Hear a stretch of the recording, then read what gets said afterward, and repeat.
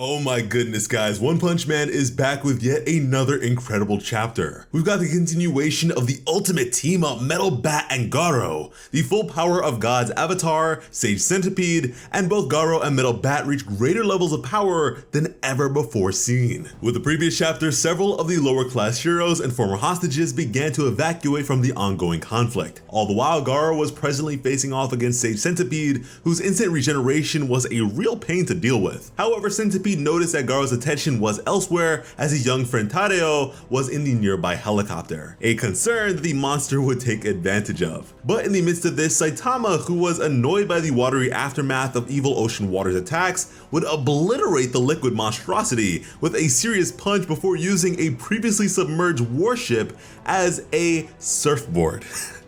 As Sage Centipede made its way towards the helicopter before Garou could intercept, Metal Bat would enter the fray, attacking the creature as well. However, the exterior of the colossal arthropod was far too hard for him to break. Metal Bat would then recognize Garou and reignite the beef between the two. However, thankfully the two of them were more concerned by the threat of Centipede than their grudge match against one another. Together they would protect those in danger, and although they weren't best buddies or anything, would work together for the most part, at least after arguing for a good while. With this latest chapter titled Too Bad, we'd open up to a cover shot of this newfound dynamic duo between Garou and Metal Bat as Saitama surfed behind them both, with the words "a rival ain't bad either" being shown. To kick things off, we'd have attacks from both Metal Bat and Garou as they would pummel the hardened exterior of Sage Centipede together, or at the very least at the same time. Although Garou's hits did land, the creature was able to regenerate pretty much instantly. However, when it came to the points of impact from Metal Bat, he couldn't even make a dent. The fact of the matter being that Metal Bat is way outside of his depth here. Although they may be a sort of makeshift team at this point, Metal Bat for the most part, at least for right now, is more of a comedic relief inclusion as opposed to being an equally contributing member. So in a sense, the power scaling remains intact. Not only did Garou know this, but Sage did too. Now, mind you, Sage, despite his crazy regeneration, has been cautious of Garou from the very beginning because he is in fact just that strong.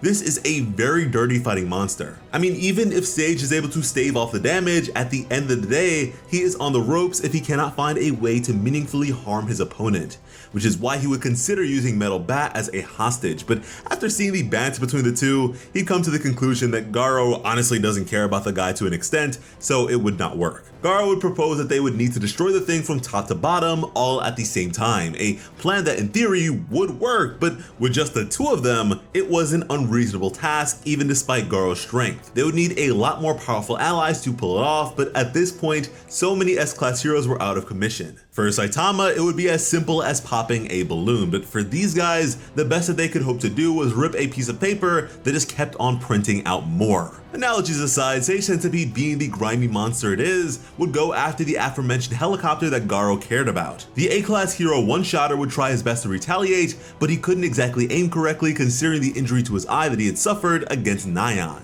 It's to the point where he almost hit the two fighting against the thing, yet the only one that they could properly identify would be Metal Bat. But despite their best efforts, Sage would grab hold of the aircraft in time, and with it in his clutches, Centipede would now have the upper hand as its two adversaries would no longer move against him in fear for the safety of the hostages. One of them being Tadeo, who would now recognize the efforts of Garou. But now that they were standing still, Sage would launch his Centipede Grand March attack on both of them, rending the very city beneath his form. But in the midst of this fallout, Gearspur would call out to One-Shotter, proposing that he serve as a hero's dominant eye. Meanwhile, Sage Centipede would grab hold of Garou, who would come to sense something. Here, Gearspur would connect his perception to that of One-Shotter and effectively provide clear visuals for him, from which point they would pelt the enormous monster with several shots. What ultimately didn't serve any damaging purpose but was enough of a distraction for Garou to then pry himself free of the creature's clutches, then going on to throw hands with it yet again, going all along its abdomen. And once again, they would all wonder who exactly the hero facing the monster was,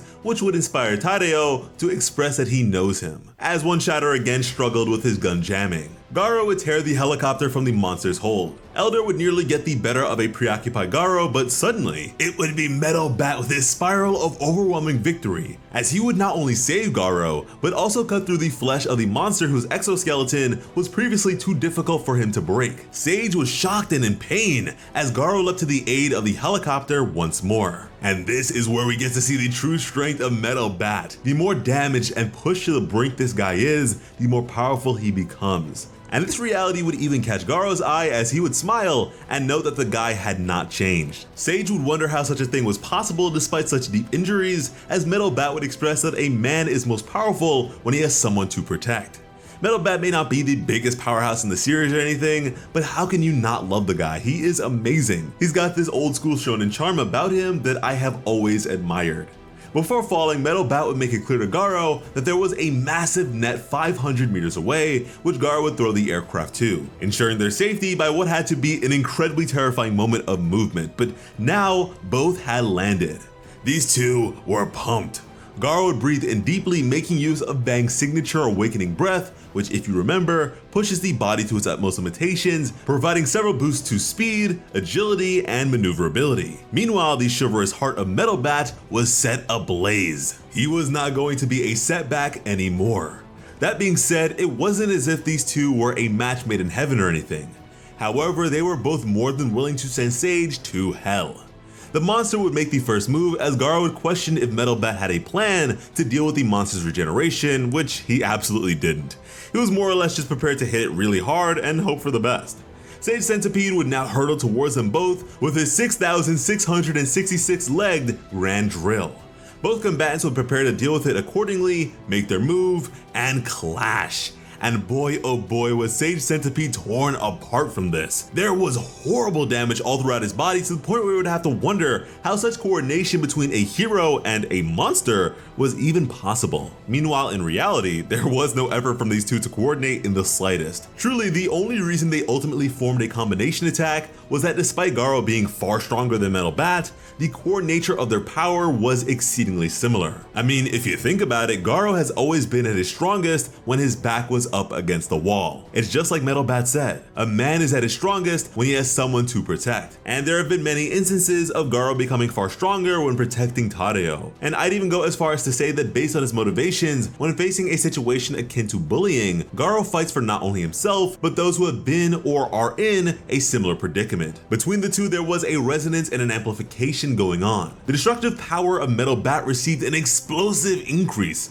allowing him to break into the monster with each and every strike. And although Metal Bat was knocked away, Garou's power also increased by way of his resonating coordination, allowing him to tear straight through the body of Sage Centipede. There was now a massive hole through the creature's body, which, much to its dismay, would not regenerate, and that's because Garou was able to grab hold of his regeneration core, something that he recognized to be of a similar sort to Monster King Orochi, a point that perpetually releases energy with each instance of regeneration, which Garou would then chuck way up high and into the sky. Sage would from there curse Garou as he rushed upwards to collect his organ, as Garou gave chase, and Metal Bat, exhausted, would tell Garou that he'd better win, stating that they'll have to take a rain check on their final battle for now before passing out. This chapter was a whole lot of fun. Of course, a lot of people, myself included, are looking forward to more from Saitama and Garou, but even still, this dynamic between Metal Bat and Garou is a really fun one, and if nothing else, One Punch Man is masterful in its ability to simultaneously facilitate these heavy and impactful moments of hype and action while maintaining its incredible humor and charm. And this to me is a perfect example of just that, and it would also be perfect if you consider subscribing to Plot Armor with notifications on. We have been growing so tremendously lately.